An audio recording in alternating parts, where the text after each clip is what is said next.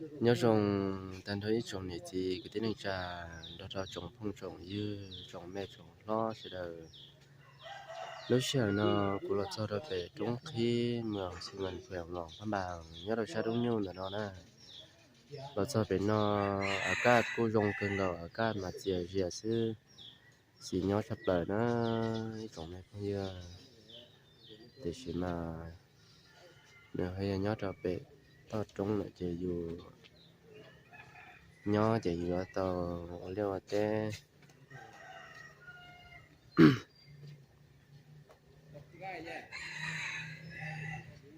nó là bị trống nó mà các chia chia sữa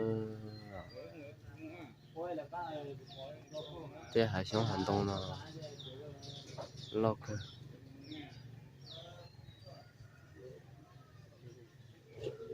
thế sống thế nó giờ sống và phải truy xem nè đó tôi là cái nông nó chọn nông á chi nông sơn nông lò xem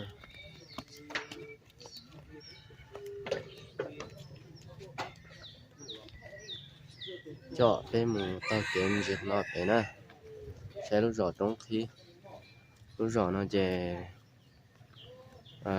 bé cô chỉ là nhớ lúc rõ nó tao nên mình gọi phải xong theo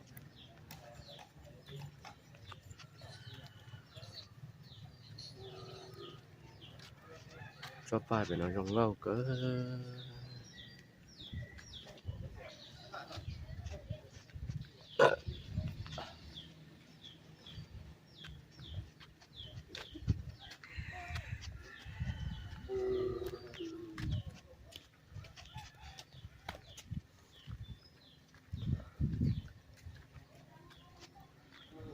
cho phải mà bé sải đó rong lâu cần rồi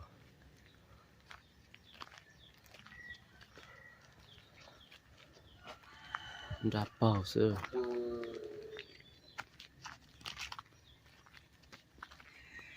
rong lâu cỡ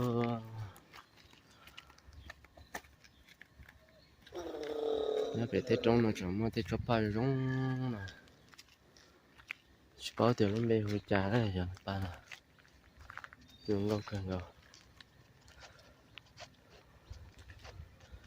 là tên nó chỉ là mất cho sống cái guitar nè cho sống cái guitar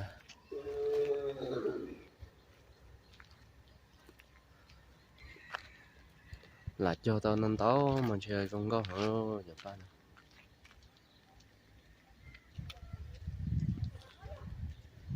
sáng là đây được bia nhập bia nó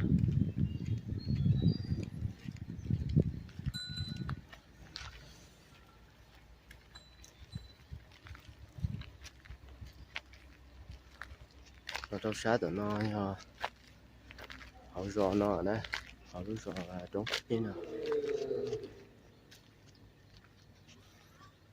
sự đời của nhỏ dạ đi thấu và để mong nhỏ thế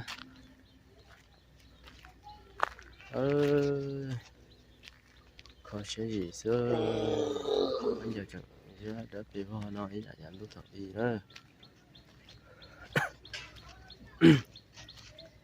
của giờ là trời gì và sợ nhẹ là cái sai nữa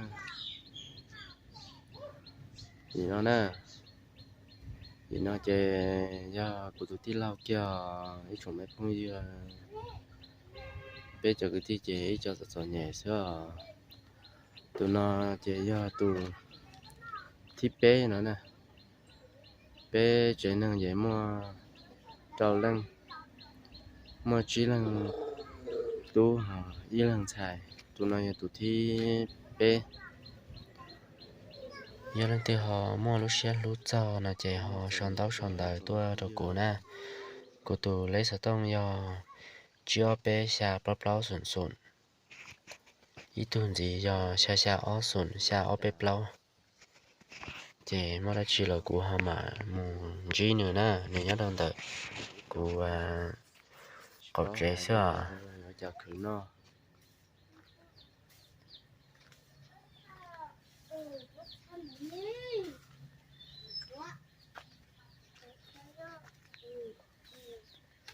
ô nên là mò đó phong rồi nè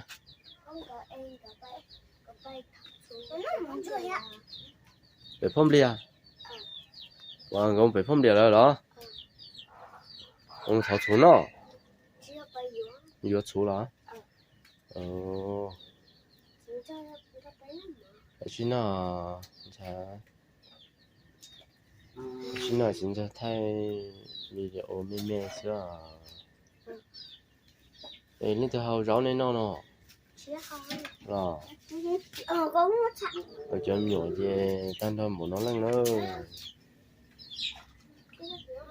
i o p bao nhiêu trâu lên trâu lên cho nhỏ cho mẹ xưa tôi tăng phải xong chạy bắt đầu tăng của kế sao tua rồi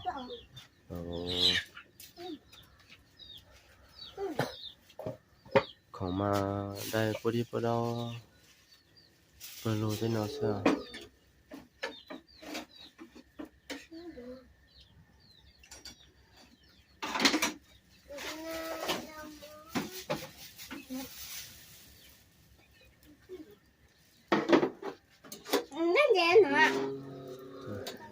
cái thứ thì nó một cái chỉ cho tao nó sát chơi người này thấy nhiều lò chơi chỉ cho nó rồi xa nhưng một cái của tao là tú giá tú thì nó một cái của tao đây lò một cái mình chỉ lẻ đó một cái của tao lại tú có phở nè nên hồi đi trả lì nó hả có phở người này mình tú trả lì phở nè hay lộ chính ra chăm mà nó mất đi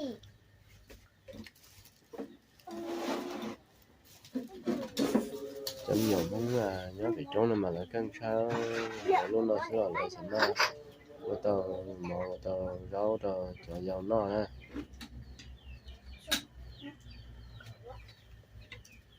nó vẫn dễ sao vậy chỉ nó bên đây phong người lò nè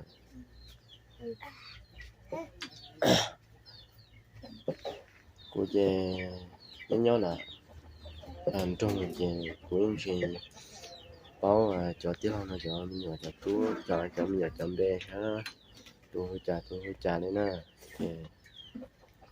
lò nó là nhập vào lò sấy lại để tập bảo rồi lấy tôm bê để trả lại nha rồi này cái ấy trong này cũng như trong đầu tàu cho bê qua đu bê qua thế nào tôi chuyện mẹ xưa là đầu tàu đó có rõ món nó là nó chơi bự là nhớ nó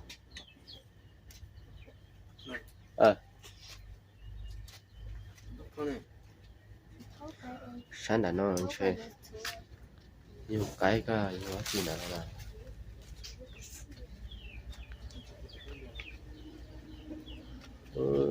trong cái trong họ nhớ tên nó thì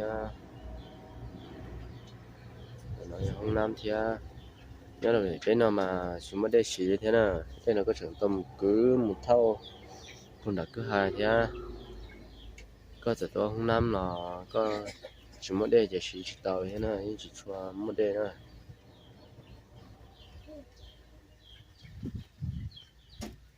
tăng polo nè đúng không luôn có gì được luôn có gì nggak mungkin dah lah nó phẳng bây giờ cái nhớ được trẻ nữa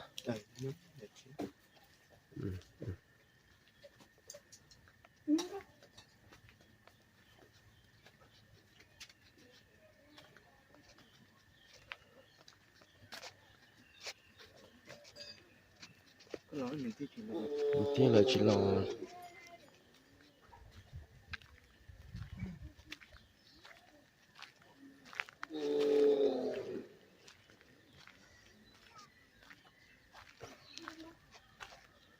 cho nên nhà chỉ mặc mi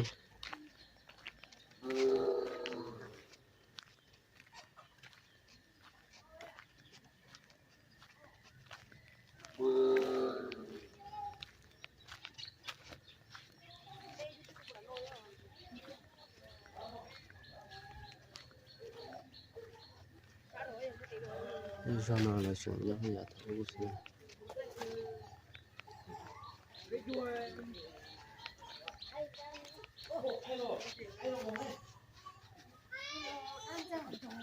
lo cái nhỏ hả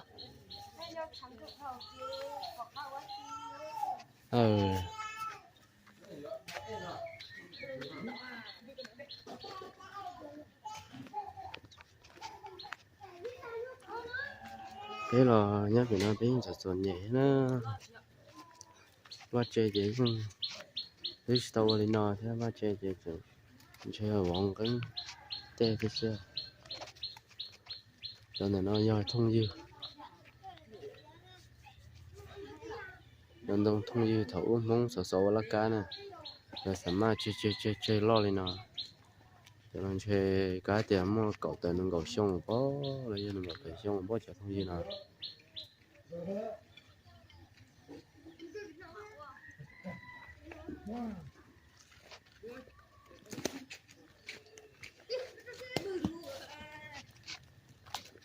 ồ phán lần đầu tôi luôn là nhưng đầu của sai thế hả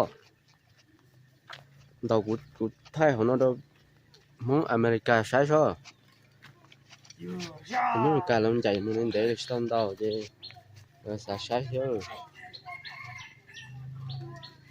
cho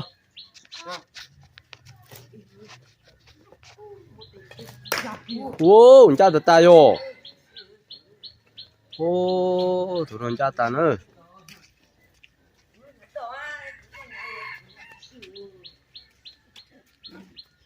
đây tụi mày tụi nó đầu cho ha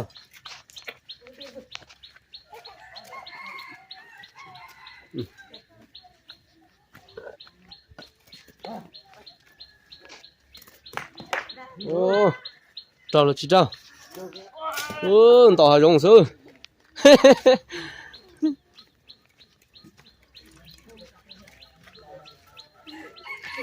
lúc trên này nó nhá cũng ít thu chính giải lúc theo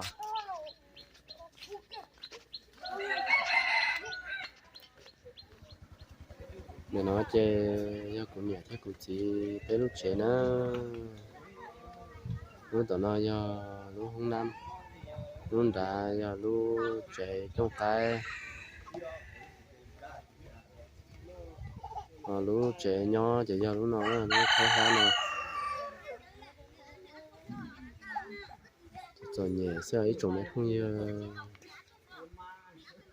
bán nó về lại tá tỏ và chẳng mẹ nó của tôi là một giờ thấy tôi mẹ là tôi là cái sự đấy nó ok dùng xe tôi nó cả sự đấy mà lười xịt thả này thì lại tá tỏ chẳng lúc chạy tao nói của tôi lao luôn này của tôi lao theo luôn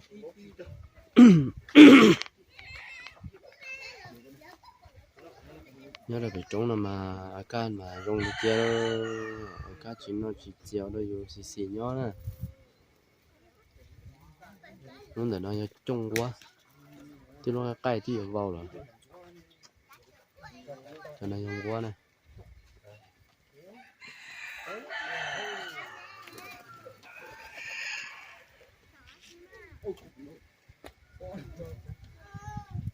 cho nên nó mang bằng còn chỉ bằng còn này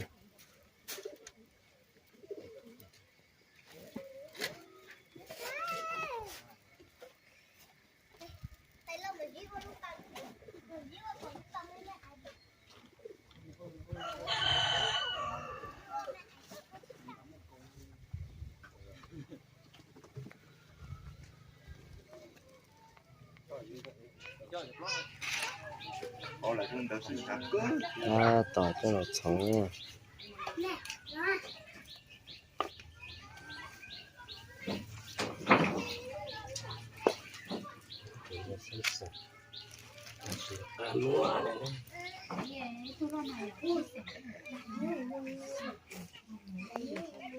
con muốn chia có chuyện cho sinh sản không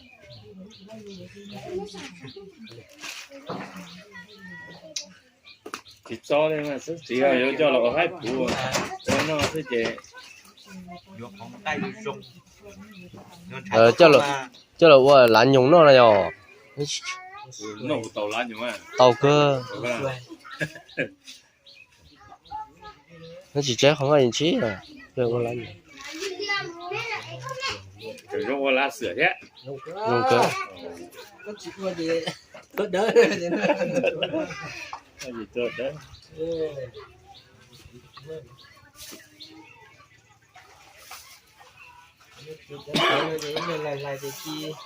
那个喏，这样。bỏ nó đi ra là dính lại cho con nhung chả bỏ nó nào. Tôi cho ra. Nếu là có ai học được nhung nó nè. Cho hậu thế ra. cho nhung mỏ thế, cho hậu rồi thế. Cho chạy tao. Nhà tao chỉ ta. Tôi đi cái cho tao nữa không cả hai chỉ cho chạy tên vậy cho hậu thế. Rồi. cho nhung mỏ nó mới hậu rồi đó. Cho nhung mỏ mới hậu rồi đó. Cho tơ ta nữa. Cho tơ ta biết bơi quậy nữa. Nhìn cú hậu này lúc có mấy tầng hai mà muốn no thế. Cho cái đó chụp cho lên. Cho nên mình quậy mỏ đây. Nó ta không? Qua đấy giờ như qua ở trong buồn là do trời vẫn rất khó nhau. Quậy đó mình cho xia sư. Này luôn. Ta không?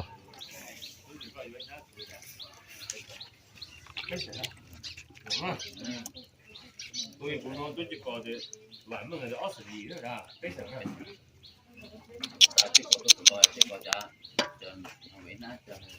Khó có thì chi khó có lọ. Chỉ có những mốc khó kia hỏi về cái xịn nó không? Còn nắm tục.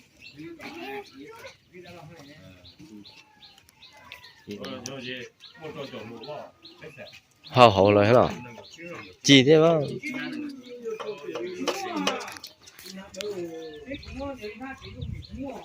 Bữa chúa chi hậu.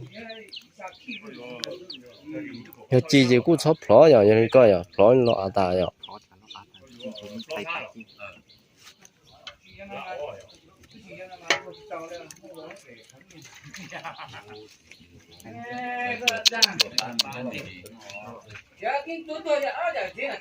Nhớ về trong mà áo trống cái đó rồi ý giả nó chỉ sáng rồi mà áo mà đầu xin gì cho họ xin gì nữa cho xin gì nữa hao được hậu kia muốn tan thôi đó hậu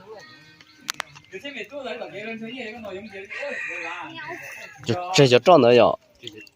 中国还知道，有时候呢，我要读末了就到饭时，我不过有直接到饭了。还知道的有末个了，我能啊。哈哈。没弄个做嘞，个做节目个做嘞。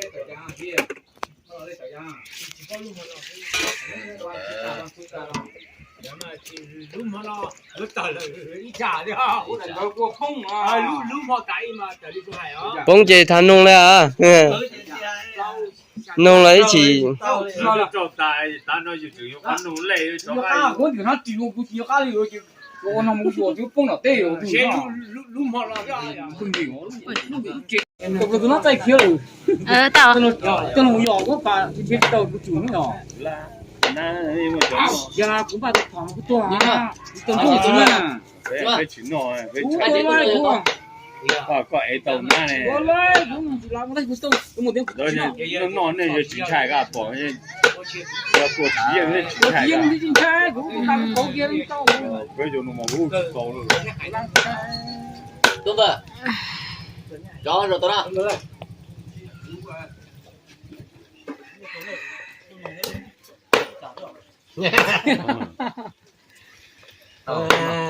Sao đó?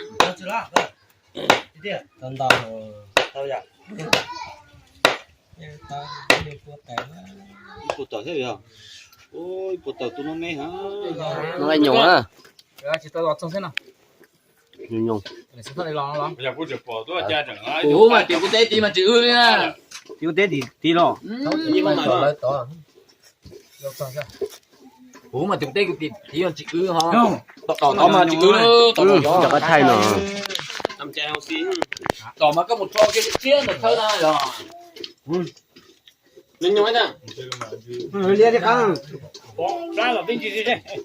Chẳng có ai yêu tàn tí là sao tỏ. phải nói tí xíu nó xíu nó xíu nó là nhiều nó xíu không Xe lên. nó rồi nhung á Mẹ nó để trong nhung á mình chỉ chọc qua lại mà đây cái còn nữa. Làm mà cắn rồi còn như là đúng không? Mẹ lên. Rồi. Mẹ đâu?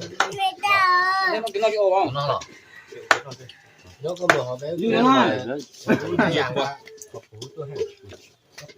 Có tin chưa? Có tin chưa? Kìa. nó phải nhung xoay nó mà xoay nó nhiều à Chỉ đến nó sẽ ăn nó. nó nhung á Chị mua cái chén này. Cái chén. cho này chúng ăn cái gì đi con mua để con kia con cho thế nhá Chỉ có một chỉ cái nó nhưng mà nó chỉ nó dùng gì không ôi nó mình thấy ốc không mua ra đi cho có nó là tao nó cái nhung á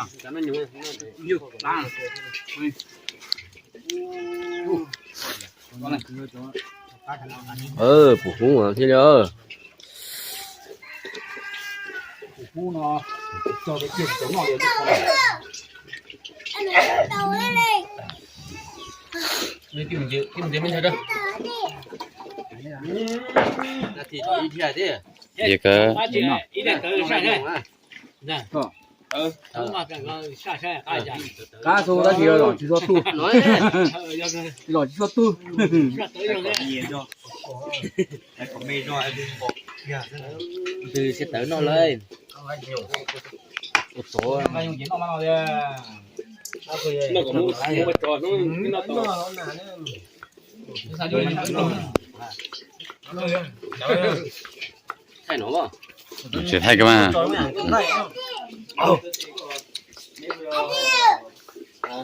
Chị mua chén hả? Chưa có to. Nó. Để cho cá cơ vậy à? Cha. ta bột bỏ Cá cơ lại cho cơ lại. nó cũng nó yêu nó yêu cũng nó đi tao một cái Để cho cá đó. này đâu đó Hát cả. Để cho một bỏ thế nha. Tao chỉ cười nó là quay này nhá tao cười bỏ không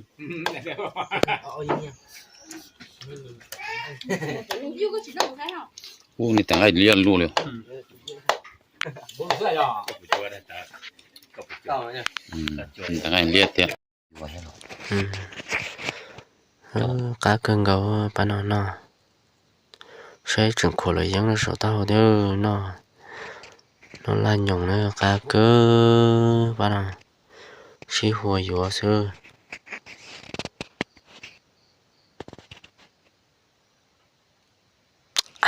chỉ cá cơ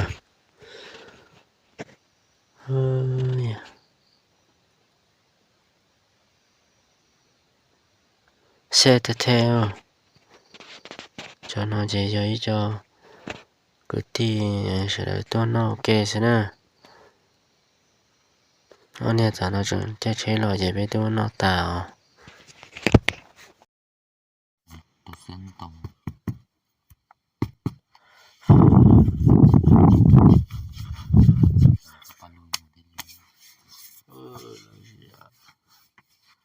nó là gì cơ Con nào không? Hãy subscribe cho kênh Ghiền Mì Gõ để không bỏ lỡ những video hấp dẫn.